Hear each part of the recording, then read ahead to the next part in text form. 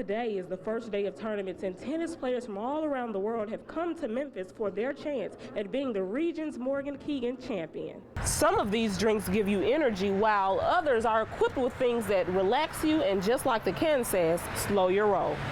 I wanted to take my chances among 16 others who wanted the chance to win a chess game against a Grandmaster champion. If the Grizzlies win this game tonight against the Lakers, they'll be the only team in the league to beat the Lakers 3 times in one season. City of Memphis employees got the opportunity to put business aside and play a game of chess with the #1 chess champion in the United States and ranked 8th in the world.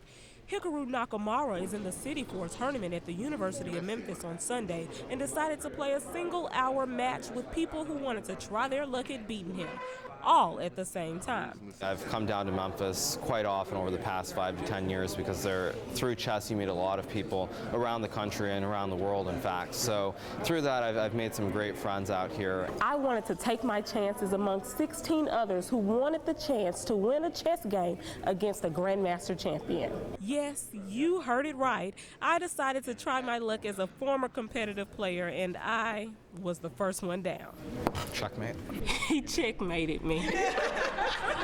All because of a move that I was trying to check him first, and he outsmarted me. City Councilman Myron Lowry lasted a little longer than I did. However, he feels that chess is more than just a game. Chess is a wonderful game, a game of skill. You can compare this game to what's happening right now in politics. You know, one side moves and the other side defends. Though Rafi Chowdhury was the last man standing, even he couldn't take down the world player. I guess it makes me feel pretty good, but not that I had like any kind of advantage in the game, but managed to, at least fight to an end game. He didn't go home empty-handed, though. He left with bragging rights and coming close to beating the Grandmaster. Chuck. Maisha Griffin, Fox 13 News. Yes, I kind of called. Gunshots, drug deals, and violence is what Terry Nelson witnesses in his neighborhood daily. It used to be a real nice neighborhood 2 years ago. But he says that the neighborhood he once loved on Faxon Avenue is now corrupt and dangerous. A lot of drug traffic, gunfire, loud music, 24/7. Nelson says that he is so fed up with the trash, the drugs, and the violence that he decided to put up a welcome home sign on his house for all to see. The house is for sale.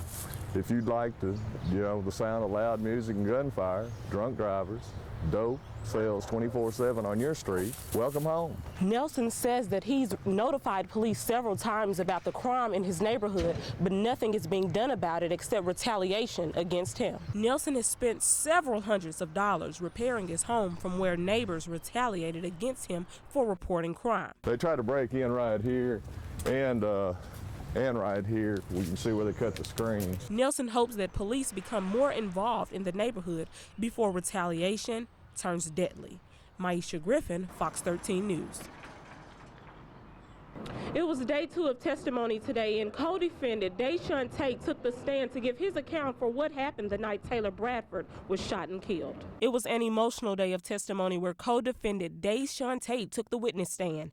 Tate, who was also awaiting trial along with Courtney Washington, says that they got the idea to rob Taylor Bradford from Devin Jefferson. Tate goes on to say that Victor Tresvant pulled the trigger and killed the University of Memphis football player and fraternity brother.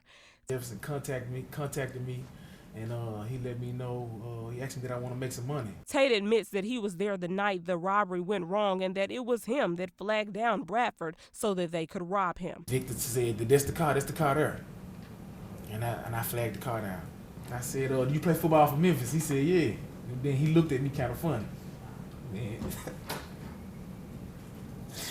He looked at me kind of funny. He said that that's when Tresvant walked to the passenger side and stuck his gun inside of the car. Taylor's attention diverted towards Victor. Then when he diverted his attention, Victor cocked the weapon and asked him, man, give me the money. You need to say?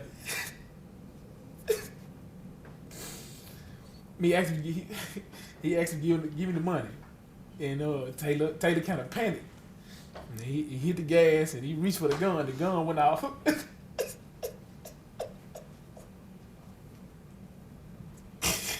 The gun went off. Defense attorney William Massey said that Tate is only testifying to get a reduced sentence, being that he lied to police about his involvement the night of the murder. I told him that I didn't have anything to do with the incident that occurred. So is it fair to say that when you thought it was in your best interest, you were willing to tell a lie? When I thought it was in my bed, what'd you say? Say it again. Could you When repeat you it? thought it was in your best interest when you were talking to that first police officer, you were willing to tell a lie. But no matter how hard Massey tried, he could not get Tate to stray away from his testimony that Victor Trezvant should take full responsibility. Now, I felt I played a role in what did happen, but the actual cause of Taylor Bradford's death, I consider Victor to be, the cause of his actual death. Testimony will resume tomorrow with co-defendant Courtney Washington taking the stand, the alleged getaway driver. 201 Poplar, Maisha Griffin, Fox 13 News.